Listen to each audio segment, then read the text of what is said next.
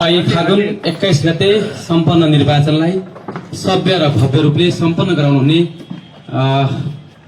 प्रमुख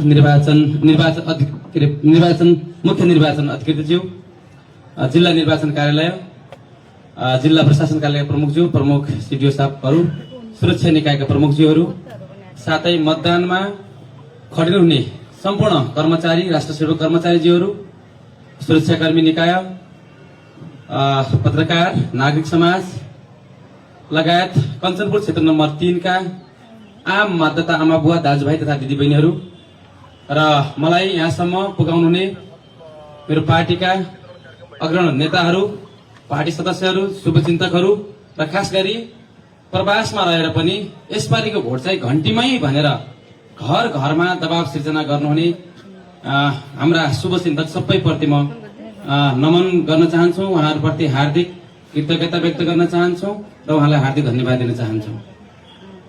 हामी यसपटक 84 मा हुने चुनाव 82 मा भयो, यो हामीले कल्पनासम्म गरेका थिएनौं। तर यसपटक हामी निकै संवेदनशील र सचेत छौं।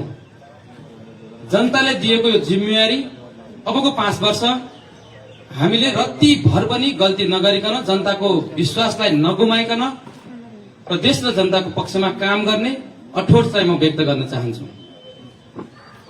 यो सँगै यो राज्य मेरो पनि हो, यो देश मेरो पनि हो, यो सरकार मेरो पनि हो भनेर आम नागरिक जसको पावर र पहुँच छैन, आम भुइँ मान्छेको गर्वका साथ भन्न सकोस् त्यो तरिकाले काम गर्ने म प्रण गर्दछु। मलाई छुट छैन, मलाई गलत गर्ने छुट छैन, मलाई 3 नम्बर क्षेत्र नम्बर 3 का जनताको आशा र भरोसामाथि कुठाराघात गर्ने छुट छैन। त्यसकारण म निष्पक्ष दत्तचित्त भएर यस क्षेत्रको समग्र विकासमा सक्रिय रहने म हार्दिक अनुरोध गर्न चाहन्छु। त्यो सँगै आज यहाँ हाम्रो मुख्य निर्वाचन अधिकृतज्यू हुनुहुन्छ, सिडिओ साहब हुनुहुन्छ, प्रहरीका उच्च अधिकारीज्यूहरू हुनुहुन्छ र यहाँहरूसँग सधैँ देश निर्माणका लागि, सुशासनका लागि र जनताको पक्षमा काम गर्नका निमित्त राष्ट्रिय स्वतन्त्र पार्टीको तर्फबाट म पदाधिकारी पनि हो र त्यससँगै अहिले क्षेत्र नम्बर 3 को प्रतिनिधि सभा सदस्यको हिसाबले पनि यहाँसँगै मेरो हातेमा रहन्छ। लगत्तै हामी आज भोलिसम्ममा हामी हजुरहरूसँग बस्छौं। कसरी 3 नम्बर क्षेत्रलाई सुधार गर्न सकिन्छ, हरेक कार्यालयमा सुशासन कसरी दिन सकिन्छ, सुशासन सहितको सेवा कसरी दिन सकिन्छ र समग्र जिल्लाभरि जनतालाई महसुस हुने गरी सेवाहरू विस्तार चुस्त दुरुस्त कसरी गर्न सकिन्छ भन्ने कुरामा हामी छलफल, यहाँहरूको सल्लाह सुझाव अनुसार हामी अगाडि बढ्छौं। जनता आज निराश छ, निराशकै परिणाम हो यो। हामीलाई जुन बहुमतका साथ जिताएको छ, हामीले यो निराशालाई आशामा बदल्न सकेनौं भने अर्को पटक जनताले फेरि हामीलाई यसै गरी पराजित गर्छ भन्ने कुरामा हामी अहिले नै क्लियर छौं। त्यसकारण सबैलाई मेरो अनुरोध छ, म धेरै कुरा बोलिन, फेरि पनि बोलौँला।